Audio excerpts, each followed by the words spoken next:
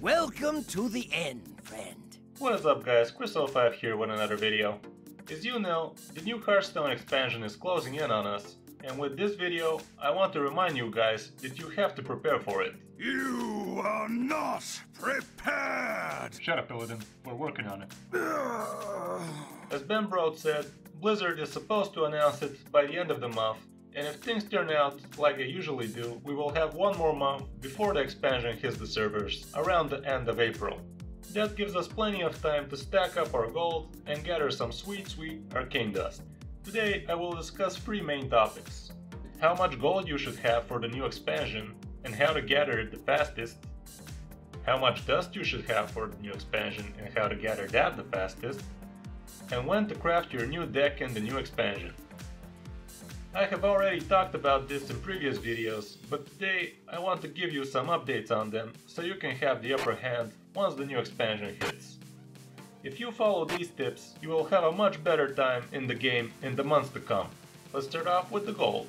Things like winning at least one tavern brawl each week and never ending the day with free quests go without saying here. As I already explained in my previous video, the best way to get gold fast is to do the following. Complete all of your hidden quests, especially if you're a new player. Always swap your 40 and 50 gold quests for something better. Win casual, ranked or tavern brawl games up to 30 wins for 100 gold a day. Play arena and get better at it so you can eventually go infinite. Add friends after each game for a chance to get challenged by a friend. You can check this video for more details on how you can maximize your gold in Hearthstone. Following these tips can get you a ton of gold in no time. Here's a realistic scenario. If you swap your 40 and 50 gold quests, you will get about 55 to 60 gold per day, which is roughly 400 gold per week. If you do 15 wins per day, you will get 350 gold per week. Also, if you get at least one challenge a friend a day by your friends, you will get about 560 more gold per week. This totals in more than 1300 gold per week, and if you are really dedicated, you can get it up to even 2000 and more. For those who have the time and energy to do 30 wins per day, you can go ahead and do that for the extra 350 gold per week. I know I won't. The most important gold tip I can give you is to add friends after each game. You have no idea how much gold you are missing out on. Personally, I've received 4 challenge a friend quests in a single day 2 times in the same week, so I can't stress enough how important adding friends is. The easiest way to successfully add friends is to add them after 1 or 2 minutes after the game ended, so that they have forgotten about you and won't think you are adding them just to flame them or something. The maximum number of friends that you can have is 200, so you should start adding friends ASAP.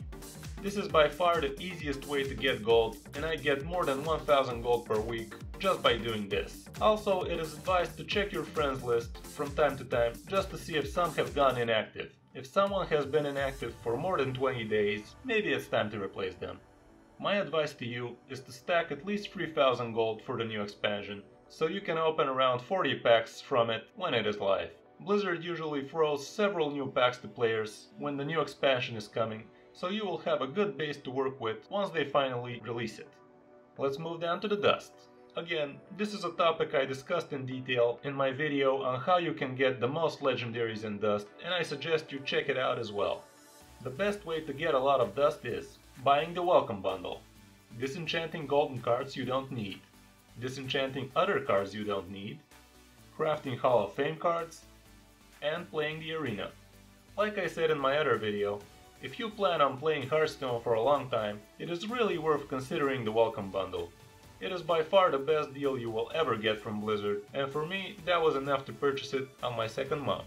Getting 10 classic packs and a guaranteed class legendary for only €5 is a great deal, especially when you compare it with the other prices in the game. About disenchanting golden cards. For me, it is best to disenchant all of the golden cards you have regular copies of. You can stack a ton of dust that way. Also, you might want to consider disenchanting golden and regular cards from classes you don't enjoy playing right now. In the beginning of the game, it is really hard and demotivating to forge your first meta deck, and having no dust is the main reason for that. I suggest you just disenchant classes you are sure you won't want to play in the near future, so you can start having some real fun with a competitive and well thought out deck. You can even disenchant legendary cards, but in one condition. Disenchant legendaries only from expansions you are not going to buy packs from, else you run the risk of opening them again. Another thing you can do if you don't plan on playing Wild is to disenchant cards from the rotating sets, but you must do this after the new expansion comes out. Think long and hard if you will ever want to play Wild before you do this. It would be very bad for you if you decide you actually want to play Wild after you have done this. The Hall of Fame cards are a great way to get some extra dust too, but you have to have dust for them to begin with. If you have 0 Ice Blocks, 0 Cold Light Oracles and 0 Molten Giants, you will need 8000 dust to craft them in gold, so you can receive 1800 bonus dust after they rotate to Wild. You can check my detailed video about it if you click right here. Again, let's talk about the arena. Arena is a great way to stack gold, but it is even greater for stacking cards and dust. In order for you to stack gold with it, you need to be really good and consistently make more than 7 wins per arena. But for dust and cards, it is a lot easier. You need as little as 3 to 4 wins to start coming out ahead in the arena.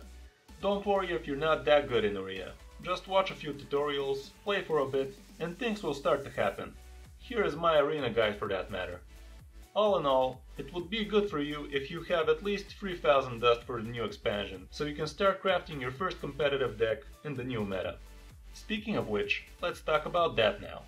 I know it is very tempting to just start crafting away new OP cards from the latest expansion, but trust me, it will be far better if you wait with that for a few weeks. The new meta needs some time to form, and when that happens, you will have all the information you need to make a choice. What I do is wait for Tempo Storm to come out with its meta snapshot, so I have a better idea of what I would want to be crafting. While you wait, you can concentrate on some arena, or you can play your old meta deck on ladder, while adding some improvements to it from all of the new packs you opened. And that's about it for my tips for the upcoming patch, guys.